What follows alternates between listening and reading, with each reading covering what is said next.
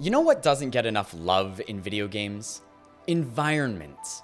Artists spend countless hours designing all of the tiny details that we mostly ignore while we're exploring the worlds, and so often we just lump everything under a generic graphics label. So I'd love to show some love to the objects we often overlook. And there's one object in particular in games that we don't show enough love to. Bushes. I love bushes in video games. They make environments feel way more dynamic, and they have this magical ability to just completely make us go invisible. It's something unique to video games, and that's why today I'm going to share my top 5 bushes in video games. Starting with number 5, Horizon Zero Dawn. I mean, look at these bushes. Remember, I think it was E3 2015, and I was absolutely blown away by the detail. The way the individual stalks and leaves swayed in the breeze, the way they parted for Aloy, and the colors, oh my goodness, the colors. I want to be in this bush. Number 4, Honey Pop. Now, okay, I got this one from a friend, but he insisted to me that they're the most luscious and, I quote, bountiful bushes in games. So I'm gonna take him at his word. Number 3, Fortnite. Okay, before you groan and think I just added this in here for SEO purposes, I actually played a lot of Fortnite back in the day, and I think the bush was kind of the turning point. This was the moment the game found its personality, its defining factor, the humor, whether you're a fan of it or not, and its style came into its own when this trailer of all these players running around on the map as bushes came out, and I think this is the first time that I really dug in as well, if I remember. I was an early adopter because I wanted to play PUBG, but I didn't have a PC at the time. So when Fortnite came along, it stole the whole concept and added in a few mechanics, but I was there day one because I wanted to try a battle royale. Little did I know that, it would become the biggest game in the world and spawn many, many clones itself. Do you guys remember Radical Heights? I think it was the first one. I think it was the first one after Fortnite to jump aboard the Battle Royale train, and it quickly crashed. But since then, we've had so many more, Apex Legends and even Call of Duty. Now, the problem I have with it is these are all just iterations on the formula. They're okay, let me put it this way. Personally, I'm someone that likes to try new experiences when I play games. I want to travel to new places, see new sights, meet new characters, and feel emotions unique to that particular game. I just want to be given something that I've never seen before, and I'm not getting that currently. Look at it like this. Would you want to go to a wedding that's exactly the same as the couple that used the venue the day before you, or would you want a wedding that's unlike anything that's come before? Which would be more memorable to you and your guests? Okay, I realize I'm on a tangent and this is a weird analogy, but stick with me.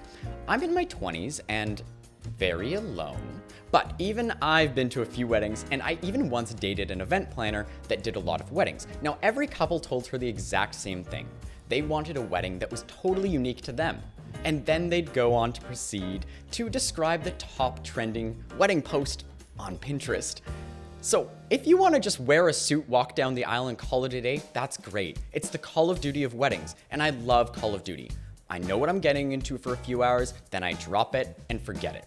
But if you want to make people remember you, you've got to think a little bit bigger. Now, I realize this is a flawed analogy. Now, for one, no, not everybody gets married. And two, I'm mostly describing weddings I've been to that are in the Western tradition where, you go to a reception hall and the only two options for food are dry chicken or salad. But let's look at it another way. Something even more common than weddings are funerals. And if most weddings are the same, funerals have it worse. Now, I haven't been to many weddings in my day, but I have been to a lot of funerals. I feel like that's something I have to think about after this. But there's one common thing with every funeral I've been to. Nobody knows how to plan one. And I'm not going after funeral directors here. They're just giving the people what they want. It's basic supply and demand, if you will. Now, this one's actually on us, because if we're going to die, we need to plan better for it. And spoiler alert, we're gonna die. So, you know what? Let's do it. Top tips for planning your own funeral. First, you need to decide on the tone of your funeral. Know your audience. Like anything else, if you're gonna die at 35 from living alone and only getting exercise from K-pop dances on YouTube like me, then you need to keep your parents and possibly your grandparents in mind. However, if you plan to live to at least, say, 65, you're gonna have a totally different crowd. If you have kids, What's more appropriate than getting in one last dad joke? Nothing like making your sobbing friends read a terrible pun as a final farewell. We're gonna miss CB. He asked us to hold his funeral in the afternoon so he wouldn't be in mourning. If your funeral is playing the same rotation of piano pieces at 50% speed, you're already off to a bad start.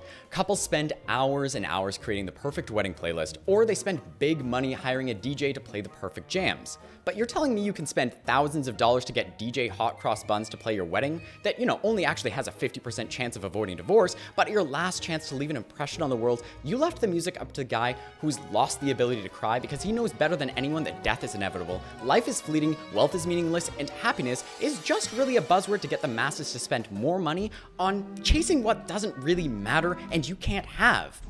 No. I don't think so. Hey Siri, play Oral Bangers 2021. Bam. Now you can wait for the song to drop dead. And attending a funeral, look, it's always a terrible experience. It's up to you to plan a funeral that's gonna add a little life to the party. And instead, if you're the one attending a funeral, don't ask weird questions like, are you all right? How do you respond to that? I'm just hanging in there like Mufasa. Like, what do you say to that? The worst question I've ever been asked at a funeral was, how is your family? Smaller.